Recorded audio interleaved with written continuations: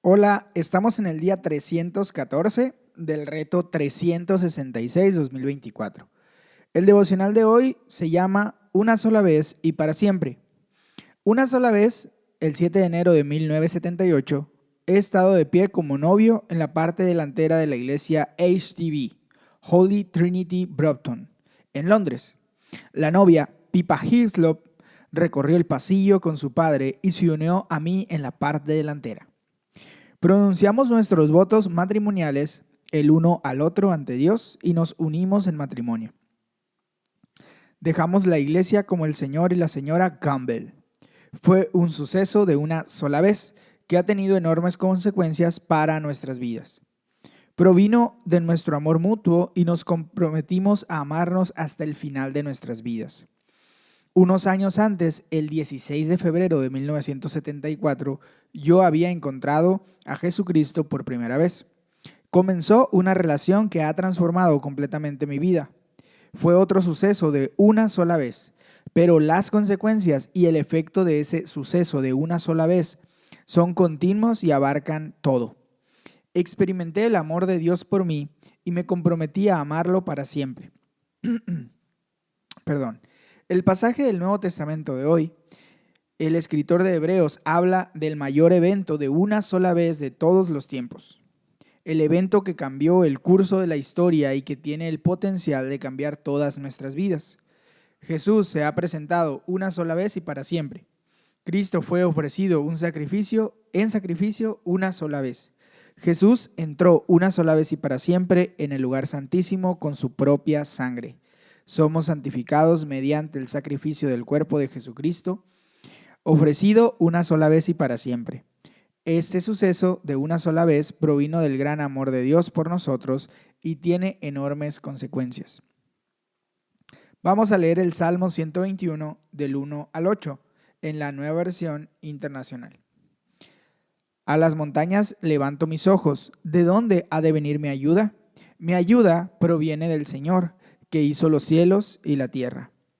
No permitirá que tu pie resbale, jamás duerme el que te cuida, jamás duerme ni se adormece el que cuida del Señor, el que cuida de Israel.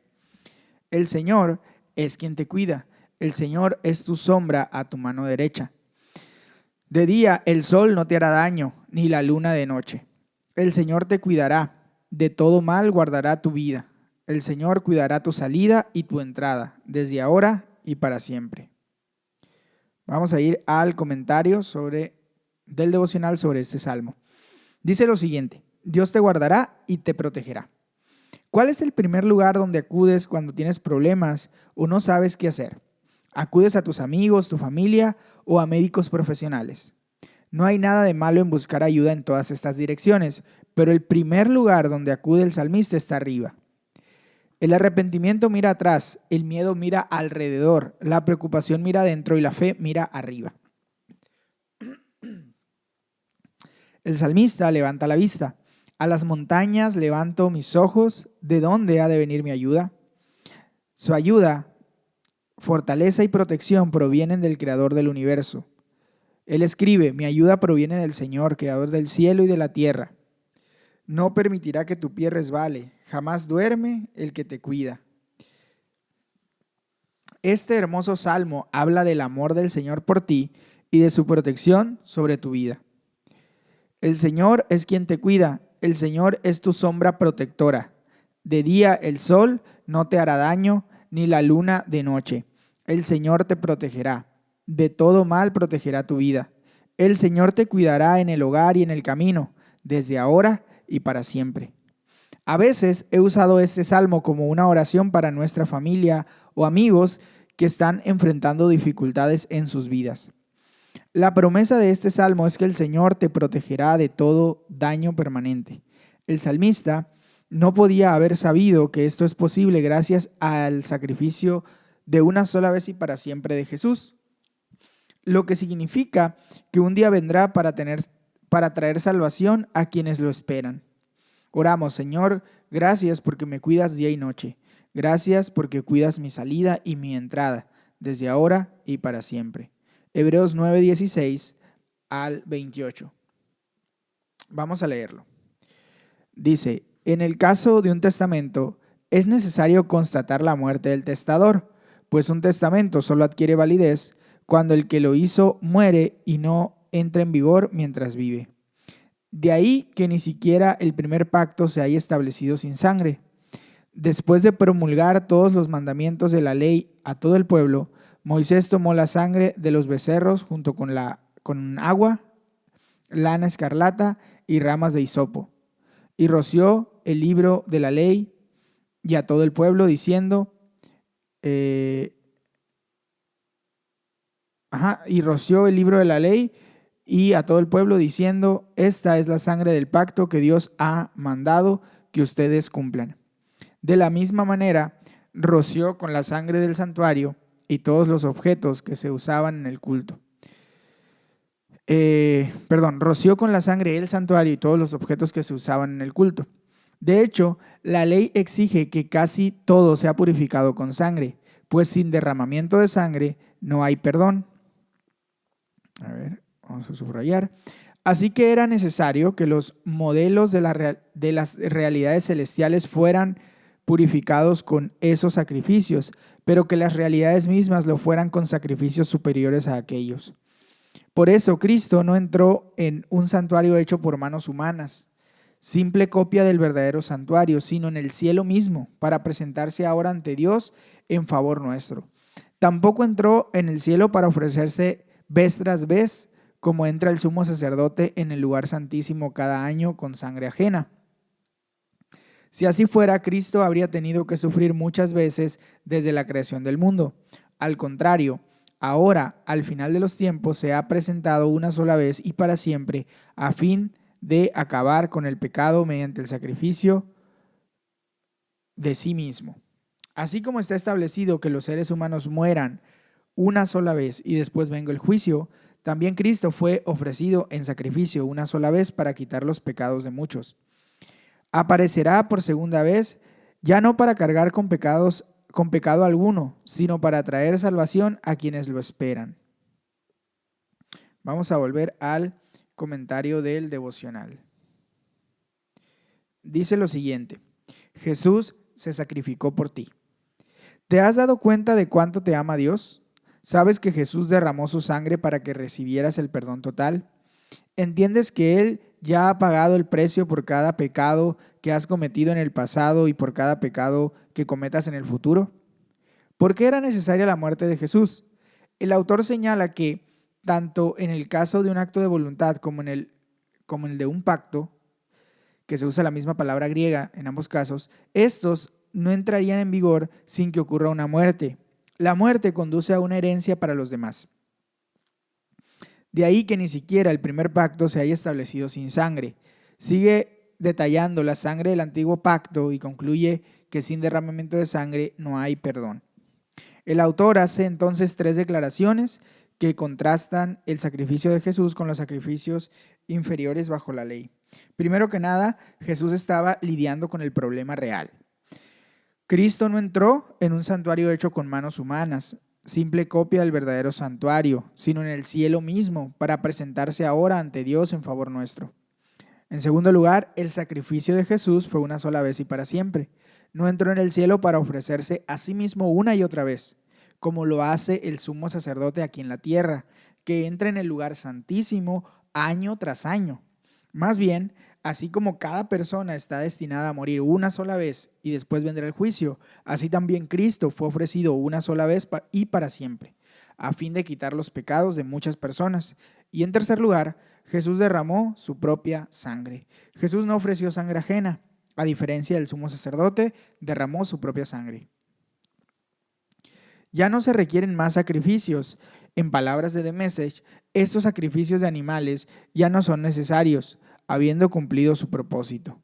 Como lo expresa el libro de la oración común, la oblación de Cristo una vez hecha es la perfecta redención, propiciación y santificación para todos los pecados de todo el mundo.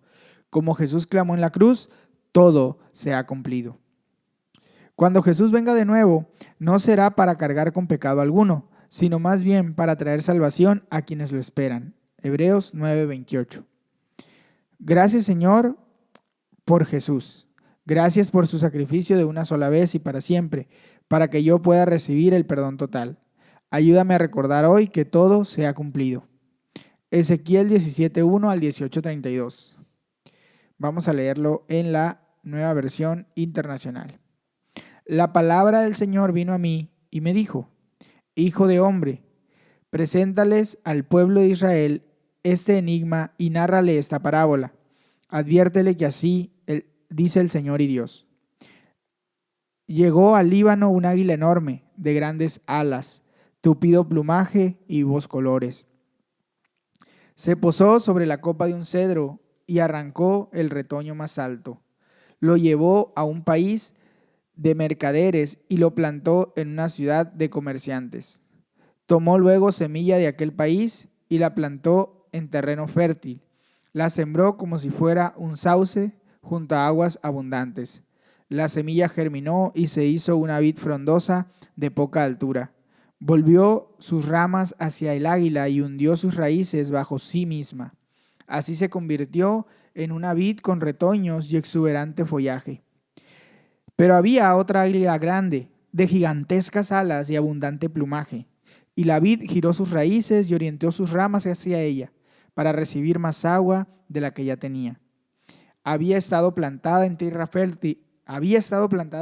fértil junto a aguas abundantes para echar retoños, dar frutos y convertirse en una hermosa vid. Adviértele que así dice el Señor y Dios: ¿prosperará esa vid? ¿El águila no la arrancará de raíz? ¿No le quitará su fruto y así la vid se marchitará? Sí, los tiernos retoños se secarán. No hará falta un brazo fuerte ni mucha gente para arrancarla de raíz. ¿Prosperará aunque sea plantada? ¿Acaso el viento del este no la marchitará cuando la azote? ¿En los surcos donde creció se secará? La palabra del Señor vino a mí y me dijo: pregúntale a este pueblo rebelde si tiene idea de lo que significa esto. Diles: el rey de Babilonia vino a Jerusalén y se llevó a su país al rey de Judá y a sus nobles. Luego tomó a uno de la familia real, hizo un pacto con él bajo juramento y se llevó a la gente más importante del país. Esto lo hizo para humillar a Judá. Así le impidió sublevarse y lo obligó a cumplir el trato para poder subsistir. Sin embargo, este príncipe se rebeló contra el rey de Babilonia y envió mensajeros a Egipto para conseguir caballos y un numeroso ejército. ¿Y tendrá éxito y podrá escapar el que se atreva a hacer esto? ¿Acaso podrá violar el pacto y salir con vida? Así dice el Señor y Dios: tan cierto como que yo vivo, este príncipe morirá en Babilonia, en la tierra del rey que lo puso en el trono, cuyo juramento despreció y cuyo pacto no cumplió.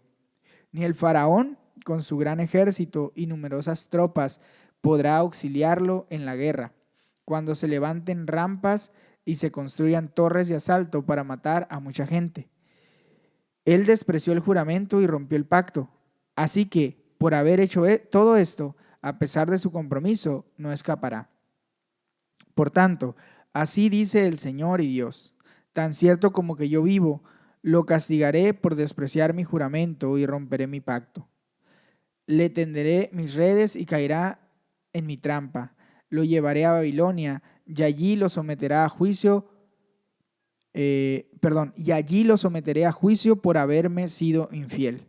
Lo mejor de sus tropas caerá a filo de espada, y los que aún queden con vida serán esparcidos a los cuatro vientos. Así sabrán que yo, el Señor, lo he dicho. Así dice el Señor y Dios: de la copa de un cedro tomaré un retoño, de las ramas más altas arrancaré un brote y lo plantaré sobre un cerro muy elevado. Lo plantaré sobre el cerro más alto de Israel, para que eche ramas y produzca fruto y se convierta en un magnífico cedro. Toda clase de aves anidará en él y vivirá a la sombra de sus ramas. Y todos los árboles del campo sabrán que yo soy el Señor. Sí, y todos los árboles del campo sabrán que yo soy el Señor. Al árbol grande lo corto y al pequeño lo hago crecer. Al árbol verde lo seco y al seco lo hago florecer. Yo, el Señor, lo he dicho y lo cumpliré. Ezequiel capítulo 18.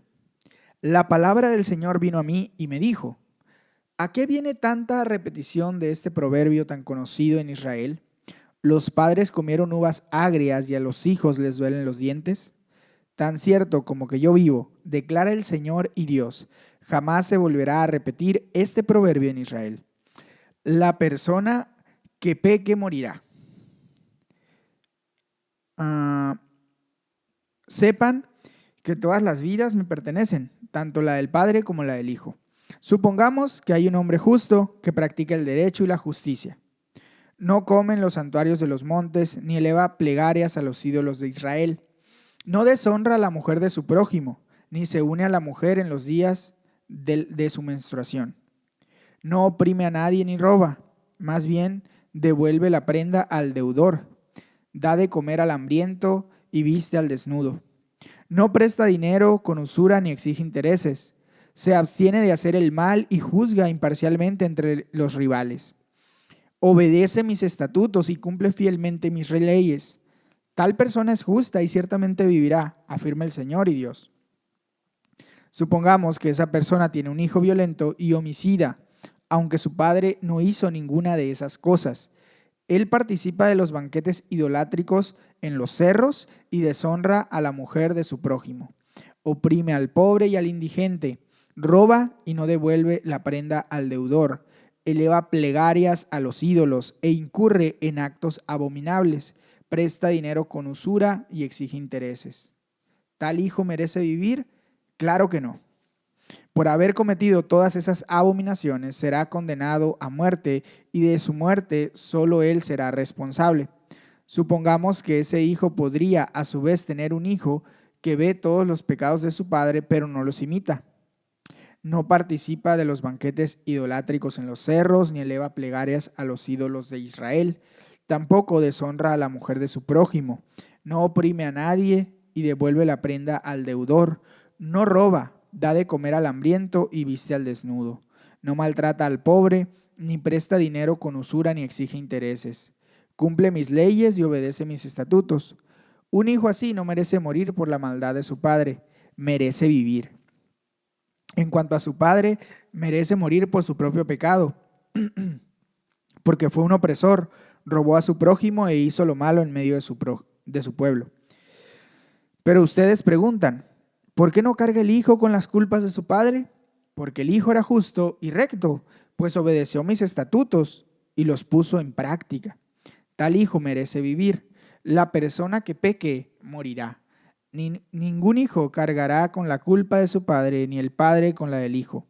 Al justo se le pagará con justicia y al malvado se le pagará con maldad. Pero si el malvado se arrepiente de todos los pecados que ha cometido, obedece todos mis estatutos y practica el derecho y la justicia, no morirá. Vivirá por haber actuado con justicia, y Dios no tomará en cuenta todos los pecados que ese malvado haya cometido. ¿Acaso creen que me complace la muerte del malvado? No quiero más bien que abandonen su maldad, con su mala conducta y que viva. Yo, el Señor y Dios, lo afirmo. Si el justo se aparta de la justicia y hace lo malo y comete todas las abominaciones del malvado, ¿merece vivir? No, sino que morirá por causa de su infidelidad y de sus pecados, y no se tomará en cuenta ninguna de sus obras justas. Ustedes dicen, no es justo el proceder del Señor, pero escucha, pueblo de Israel, ¿en qué no soy justo? ¿No son ustedes los que actúan injustamente? Si el justo se aparta de la justicia, cae en la maldad y muere, pero muere a causa de su maldad. Por otra parte, si el malvado deja de hacer lo malo y actúa con justicia y rectitud, salvará su vida. Si recapacita y se aparta de todas sus maldades, no morirá, sino que vivirá. Sin embargo, el pueblo de Israel anda diciendo, no es justo el proceder del Señor. Pueblo de Israel, ¿en qué soy injusto? ¿No son más bien ustedes los injustos? Por tanto, a cada uno de ustedes, los israelitas, los juzgaré según su conducta, afirma el Señor y Dios. Arrepiéntanse y apártense de todas sus maldades, y el pecado no será piedra de tropiezo. Arrojen de una vez por todas las maldades que cometieron contra mí y adquieran un corazón y un espíritu nuevos. ¿Por qué habrás de morir, pueblo de Israel? Yo no quiero la muerte de nadie. Conviértanse y vivirán, afirma el Señor y Dios. Vamos a leer el comentario sobre Ezequiel. Dice lo siguiente: haz una ruptura clara. Aunque la muerte de Jesús para nosotros fue un acontecimiento de una sola vez, Dios, en su amor, estuvo preparando a su pueblo para ese suceso durante cientos de años. Él les enseñaba acerca de las graves consecuencias del pecado y señalaba a un Salvador. La palabra de Dios a su pueblo fue a través de la alegoría y la parábola. El contexto inmediato de la alegoría era un águila enorme, que es Babilonia, llevando al rey Joaquín de Judá a Babilonia en el 597 a.C., pero su aplicación es mucho más amplia. Hay dos tipos de retoños, dos tipos de vides y dos tipos de reinos. Existe el reino de este mundo, hecho por el hombre, usando todos los mejores recursos y aparentemente muy fuerte, que parece florecer, pero que en última instancia se marchita y morirá siendo completamente inútil. Por otra parte está el reino de Dios, que partiendo de un comienzo muy pequeño y en contra de todas las probabilidades, florecerá y dará fruto permanentemente. Al leer este pasaje a través de la lente de Jesús, vemos indicios de su sacrificio por el pecado de una sola vez y para siempre. El retoño es el lenguaje que usa el profeta Isaías en lo que claramente es un pasaje mesiánico, prediciendo la venida de Jesús. Aquel es el que fue traspasado por nuestras transgresiones, sobre el cual el Señor cargó la iniquidad de todos nosotros. Él es quien hizo el sacrificio de una sola vez y para siempre por nuestros pecados. Ezequiel continúa diciendo: la persona que peque morirá. El alma que peca, esa morirá. Anteriormente, Ezequiel hablaba de la responsabilidad colectiva. Ahora habla de responsabilidad individual. Todos tendremos que asumir la responsabilidad de nuestra propia vida. No serás juzgado por los pecados de tus padres o de tus hijos, sino por tus propios pecados. Dios nos ama a todos. No quiere que nadie caiga bajo su juicio. ¿Acaso creen que me complace la muerte del malvado? No quiero más bien que abandone su mala conducta y que viva. Yo, el Señor, lo afirmo. Concluye este pasaje: los juzgaré según su conducta. Lo afirma el Señor omnipotente. Arrepiéntanse y apártense de todas sus maldades para que el pecado no les acarree la ruina. Arrojen de una vez por todas las maldades que cometieron contra mí y háganse de un corazón y de un espíritu. El pasaje termina con un último recordatorio de cómo aquello es posible. Conviértanse y vivirán. Esta es la noticia maravillosa. Por muy bajo que hayas caído, independientemente de la caótica que sea tu vida, puedes hacer una ruptura clara con el pasado. Simplemente arrepiéntete de los malos caminos y vuélvete a Jesús. Recibirás el perdón total, un nuevo corazón y un nuevo espíritu, y puedes disfrutar de la relación con Dios hecha posible por su sacrificio de una sola vez y para siempre por tus pecados. Oramos: Señor, gracias porque puedo arrepentirme y vivir. Gracias por prometerme un nuevo corazón y un nuevo espíritu. Ayúdame a hacer una ruptura clara y disfrutar de la relación con Dios que has hecho posible mediante tu sacrificio por mis pecados de una sola vez y para siempre. Pipa añade sobre el Salmo 121 al 7 al 8. El Señor te guardará de todo mal. Él guardará tu vida. El Señor guardará tu salida y tu entrada desde ahora y para siempre. He orado estos versículos muchas veces para mi familia, mis amigos y para mí. Son palabras reconfortantes y alentadoras. Hasta aquí llega el devocional de hoy. Recuerda que puedes tomar un tiempo para meditar y orar de manera personal y también puedes compartir este devocional con alguien que consideres le será de bendición. Además, puedes ayudarnos compartiendo este enlace en tus redes sociales. Que Dios te bendiga, que tengas un excelente día. Hasta mañana.